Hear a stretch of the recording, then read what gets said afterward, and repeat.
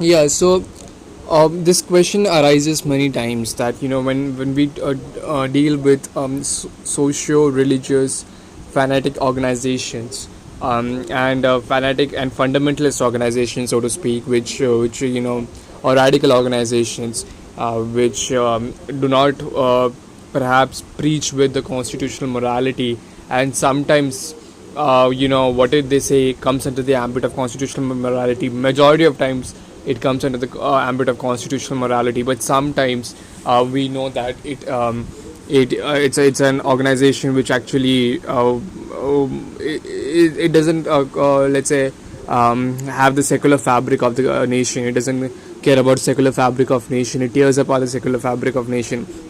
And though it doesn't take law into the hands, there have been many times when in one way or the other we see that these groups are taking law into their hands, and so all those things are there. And then these groups also spread an ideology which is not in line with this secular organizations, with the secular nature of the country.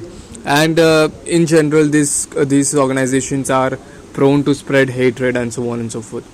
So all these especially majority of time there is one organization, I wouldn't name it, but there is one organization in India that's often named. It's a right wing organization in with regard to Hinduism. So uh, the fact that I would say is that which talks about, for example, there was another organization which was banned, and then people said that that banned organization, the members of the banned organization formed a second organization.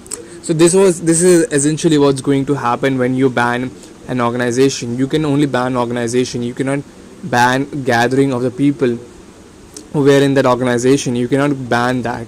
And so if you ban one organization, the second will spring up, third will spring up, and so on and so forth. However, banning an organization for a short period of time does help, because it's actually, so if there is a large organization which is quite, if it's an organization which is quite large, and if there is a emergency situation, if there is a situation of section 144, or there is a turmoil in the country, so to speak, kind of civil war situation, or so riots are taking place or something like that, then banning these organizations actually help, because you don't it's very difficult, of course, in this period. During this time, it's very easy for with everyone connected with social media and so on and so forth. It's quite easy, but still it's actually a bit difficult to form another organization coming under different name, and then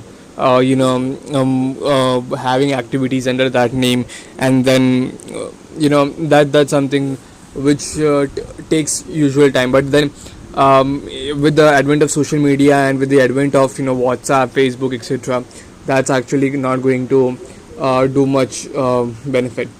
So in reality, I would say also the fact that with some of these organizations, they say that it's not about and some of these organizations which are named, these are the organizations which in a subtle manner favor one of the religion, which is against the secular fabric of the nation, right, and which favor one particular religion.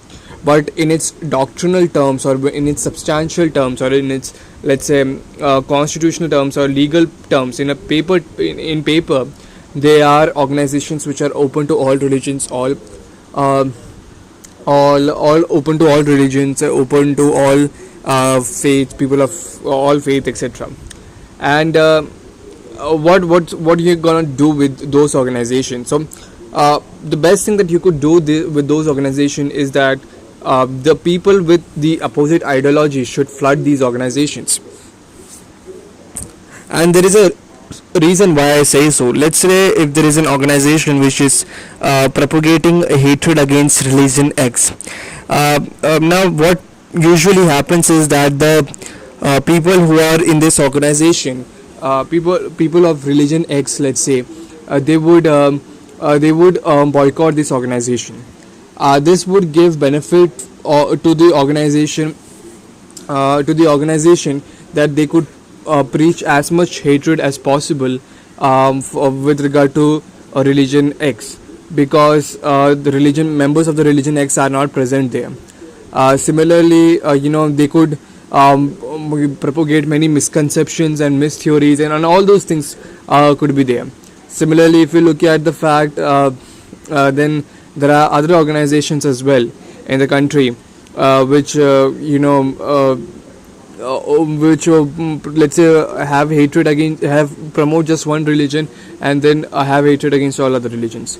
So in this aspects as well, if that particular group, which in paper it says it's open for all, if everyone comes in that particular group, if people from all walks of life participate in that particular group, then what's going to happen is that slowly it's going to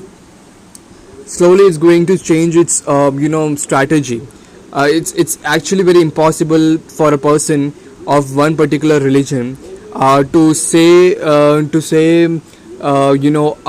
against another religion, if people of another religion are present in substantial number in that particular group. And that's what exactly, and slowly we see that many misconceptions about that particular religion might just be over. People might people might connect with these particular people, and they would be able to hear the other side of the argument. Many times the religion which is often accused might have some genuine problems, and that could be considered as well. So those things actually work very well. If you look at one, I would give the example of one organization which was like this. So the Indian National Congress, it was traditionally an organization which was perhaps an hurdle to the independence movement, because it was not meant for independence. It was meant for kind of granting demands of the Indian citizens. So the Britishers got to know that this people, many of the much of the demand for independence is actually coming from the basic human right needs and other needs of the Indians. So why not basically form an organization which does this, which asks for these basic needs, etc. So that one could constitute, let's say, that they don't need to be independent. They just need more rights and more privileges, and they need to be served better. That's it. They need not be exploited. They just don't need independence, but they should not be exploited.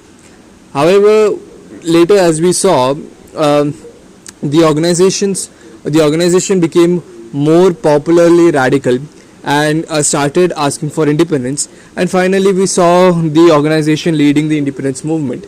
There was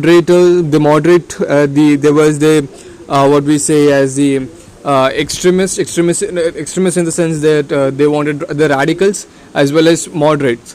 The radicals won over the moderates because and that's because not just moderates but radicals were present in the International Congress.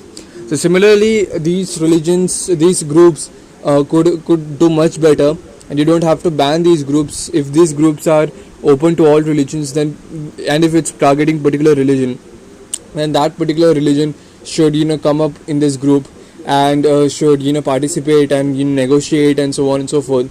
And soon you would perhaps see that it's difficult for this group to operate. Either it would create another group in which that particular religion cannot participate by some of the other means, or it would just the plan of this group to propagate hatred would not work. Yeah.